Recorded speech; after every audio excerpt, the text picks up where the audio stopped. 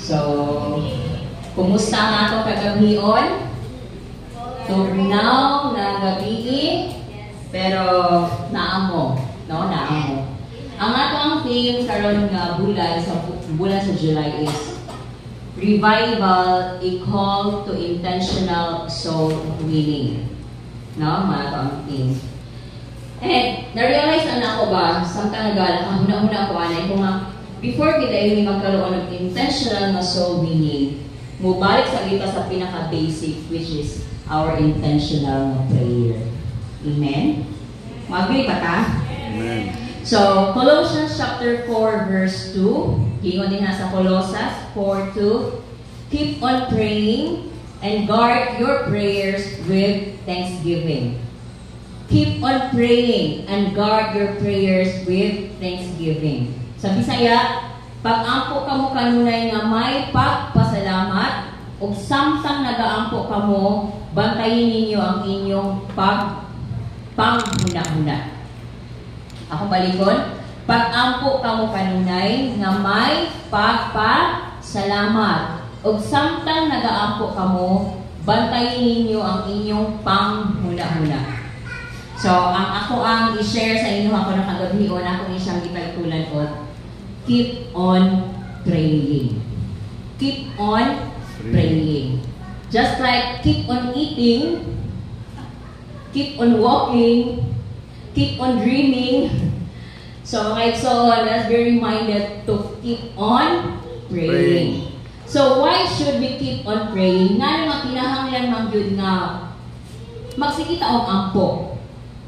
Siguro ang mga basic na mga reasons no sa ask ko ay ga-attend ta sa prayer meeting every Wednesday. Ang atong mga muna-muna probably na mag-schedule sa prayer meeting. No? Naka-schedule lang every Wednesday na ay prayer meeting diri sa church. Or else nabatasan na gid nimo, no? Nabatasan na nimo nga mag-attend sa prayer kay naa kay na experience nga mga pagtubag no sa imong mga ampo. So, daghan ng mga klase-klase nga rason or siguro required mo gud mi mo attend Wednesday mo na ako diri. Or maya lang ni sa usa ka semana na ako'y makabisita ko sa simbahan. Ay nga na ba ito mga muna-muna nga nung ga-appeal ta o prayer meeting? So, while we should keep on praying, mubo na ni siya ikson, I hope mubo na dyan. Nalahil ba kayo mubo kayo, often ko ang dugay. So, number one, kung yun lang karason na ako ang ihatag sa inyo hakaroon kagabion. Why should we keep on praying? Number one, prayer brings peace to our hearts. Ang mga pag-ampo, magdala siya og kalinaw sa atong mga kasing-kasing. Ingon ang Philippians 4:6-7, very common kayo nga verse. Do not be anxious about anything, but in every situation, by prayer and petition with thanksgiving, present your requests to God, and the peace of God, which transcends all understanding, will guard your hearts and your minds in Christ Jesus. Sabi saya na kamurag mas klaro. Ayaw kamo kabalaka sa bisan unsa. Usahay magbuto kay muduol magita sa mga pag-ampo. Ngano mag-ampo ta tungod ka na agi tay mga kabalaka, tama ba? Sister or brother, pa-pray ko. Unsa man, basta may ana na gani nga mga sentences or mga introductory nga mga koans. There's something good ani ay. Kay ngano naman gyud request naman gyud prayer. Siguro makaingon mga naagi ni pinagdadaanan nga ako igsuon. No? So, ayaw ka mo kabalaka sa bisan unsa, pangayuan Ginoo sa Dios ang inyong mga gikinahanglan. Basic ra ba yan mga igsuon, no? Pero we should be reminded kay usahay man god, moabot sa punto nga lowest nga point sa ato ang life, dili na ta kabalo sa ato ang buhaton. No? Hinoon ay ayaw ka mo kabalaka sa bisan unsa, pangayuan Ginoo sa Dios ang inyong mga gikinahanglan, pinaagi sa pag-ampo nga may pagpasalamat.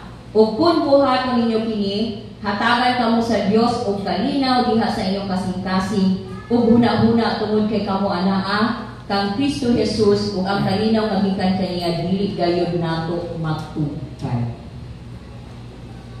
Muna nga di ka matingala igsuon. Nga despite bitaw sa mga kaisdanan nga atong giagian, makapadayon di hapon ka nga makalakaw, makalahutay, makaatubang sa mga tao, is because na ay mga nag-back up sa prayer. Ikaw mismo nag-ampo. I just could remember no na sa amo nga situation, nag-istorya ni Roger ba, 3 years naman siya nag-dialysis, no?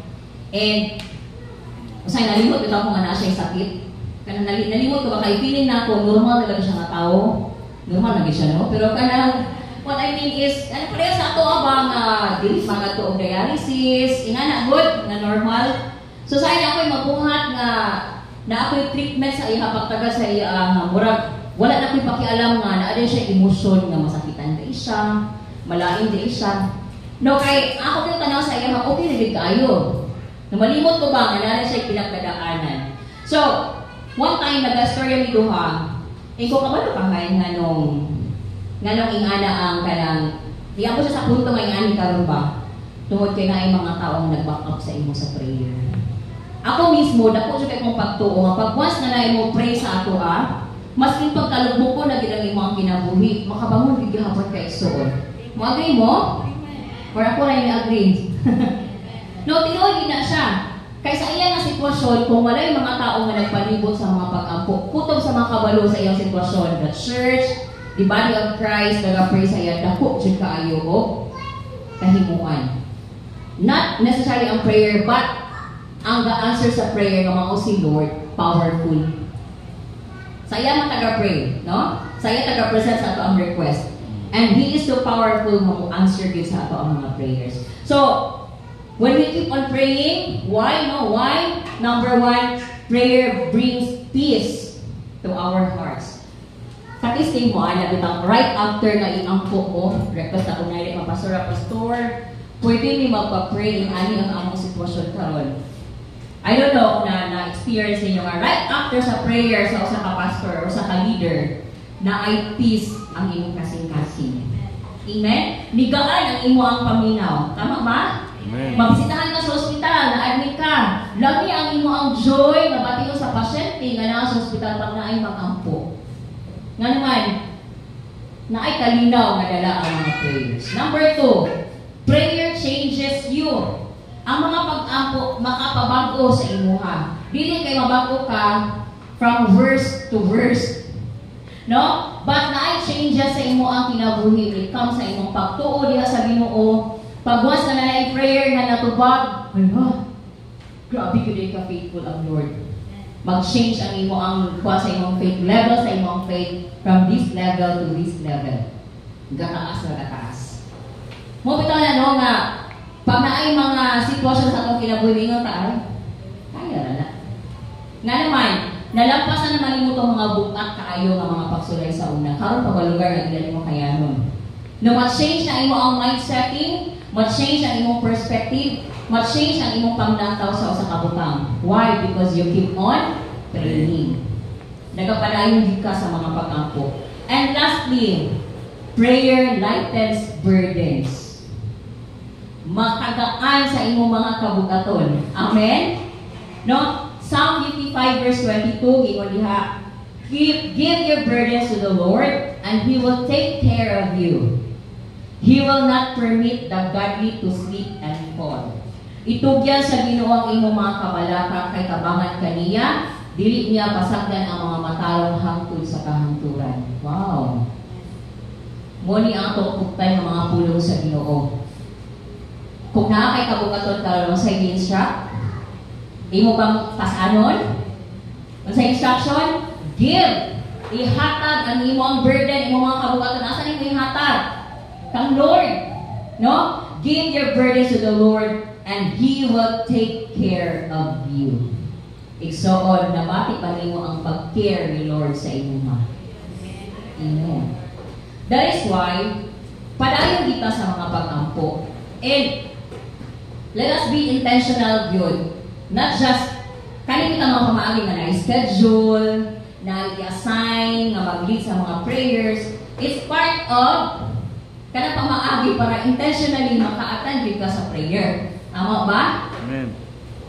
And aside from that, I believe na driven yun ta sa gugma igsuon.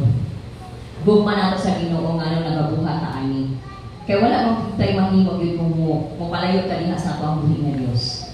No? So, the church exists for 18 years. 18 years naman ta, no?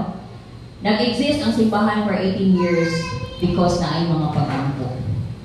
Kapita mo alam sa Facebook kita mo mo because it's really a sad reality nga pag naay pamaligo, naay outing, ang sa kasakyanan mag-awas-awas yun sa kadaghan, magpumbayot na ginamuban, excited yun kayo mo ato.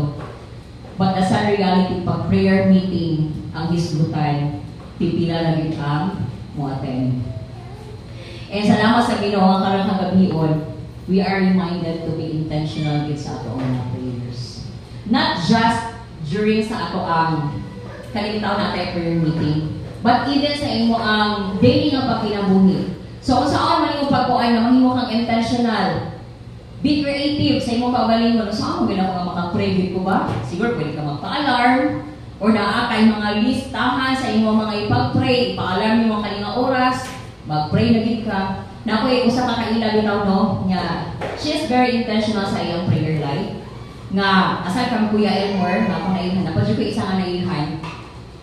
Nga kuan siya, nagbasan siya time. I think pares na 6, 9, 12, 3, 6 o'clock. And then, pag morning na na yung phone, syempre nagpa-alarm siya na prayer time. Kung kisa yung mataparan na tao, basa tao ang po. Short lang yun kayo, very quick lang yun. Intentional sa prayer. I believe we have so much na kanaaning daghan na kaya mga experiences na bitubang kita sa Ginoo. Mabito na akong karoon diri. Dati Jenny nag-testify kanina nga nakagawa sa iyong igsoon maski pang dako kayo ang bill sa hospital. Why? Dili kita pasagdan sa Ginoo. He will take care of us and He will take care of you. So akong balikon, why should we keep on praying? Number 1, prayer brings peace to our hearts. Number 2, prayer changes you. And number 3, prayer lightens burdens. So, let us keep on praying and be intentional about it. Amen? So, kana lang, bubo na may kaya ako ang i-exhort and I just hope na ma-remember na to and manindog ta karon nga kagabion and atong pangayoon sa Ginoo mag-prayer man ka later no. But before ta mo ato sa mga pag-ampo, kanami tang ato sa gikuan natong kasintasing i-check ba nato nga Lord, ang ako bang pag-attend sa prayer meeting is napubus lang ko? Ang ako bang pag-attend sa prayer meeting to kay na-invite na ko? Ako bang pag-attend sa prayer meeting kay leader mong good ko mo nang pangitaon ko sa among pastor dito baka ko wala ko ni-attend? Ang imo bang pag-attend karon sa prayer meeting is tungod kay gihigugman nimo ang Ginoo. Kung tungod kay nagtuo ka, nako ang imong pagtuo nagunghanan siya sa imong kinabuhi. Kung labaw siya sa tanan sa imong amalan. So, I would like to encourage everyone just to check ourselves. And if ang imong rason di pa kay tungod kay nahigugma ka sa Ginoo, ato pangayoon sa Lord. Lord, pwede ba na every time mag-attend ko prayer or mga bulhaton sa church, kanang with all of my heart yun, dili kay napugos lang ko. Kaya igsoon kung napugos lang bitaw ta sa pagbuhat sa mga bulhaton sa Ginoo, it's useless lang gihapon. Wala gid na siya pulos kung napugos ka bitaw. But our God is a God of many chances. And so this evening, mudo ta sa inahan, let us ask Him, Lord, i-search ko na ko ang heart. So siya ang kasing-kasing kong tanong pa ba ni ang akong motibo sa lihang mo-attend ko mga bulhaton sa church. Hallelujah. Thank you, Lord.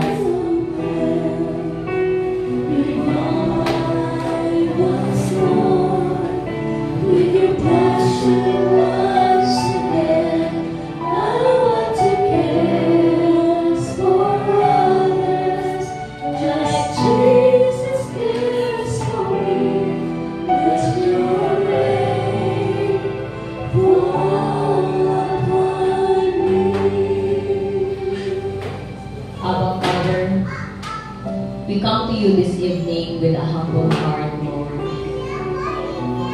Yes, nami ka lang kagabion because nagtuo mi Ginoo. Nagamhanan ka nga Diyos. Nagtuo mi nga walay imposible nga nakanimo. Lord, salamat na nagpa-remind ka sa ako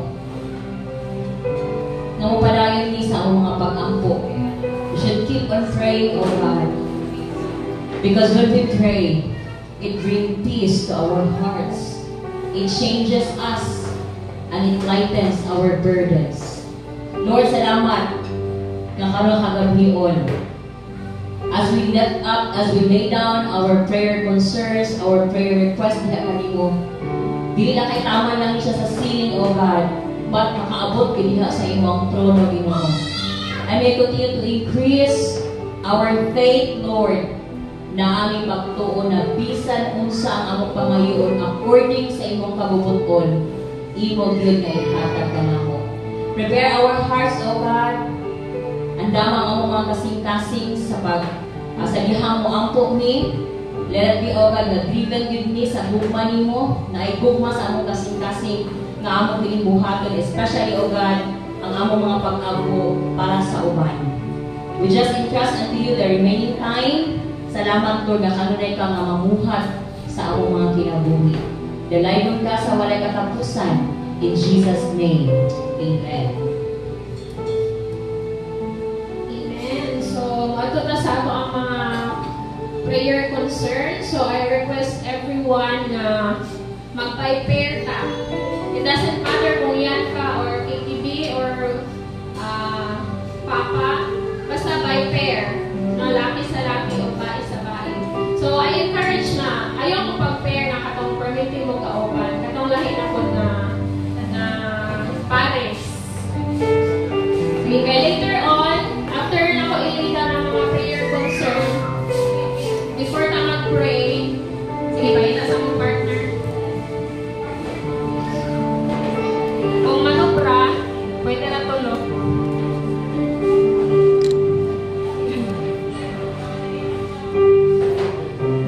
Okay, so, after na ko galitan yung atong mga prayers, kanay mo ang kauban, before na mag-start of praying, sure ko nga na siya personal na prayer concern. So, para ma-address yun na siya nga personal concern, magpinakaktan anay mong duha. No? Para kamo ang duha, mag-inampuan mo. Okay? So, bilang na ka pares, 1, 2, 3, 4, 5, 6, 7, 8, 9, 10, 11, 12, 13. Okay, sakto. Ay, 14. Sige. Pwede naman siguro nga ang isa. Pares mo. Sige.